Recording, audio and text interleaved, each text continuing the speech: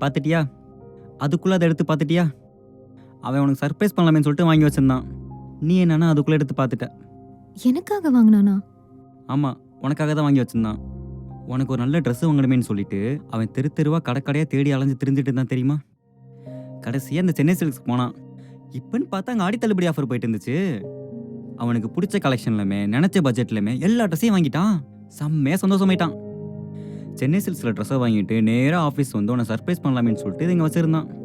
நீ என்னன்னா அவனுக்கே தெரியாம எடுத்து பார்த்துட்ட. அவன் எவ்வளோ நல்ல பையன் தெரியுமா? அப்பப்போ ஏதாவது கோளாறுத்தனம் பண்ணுவான், ஆனா ரொம்ப நல்ல பையன்.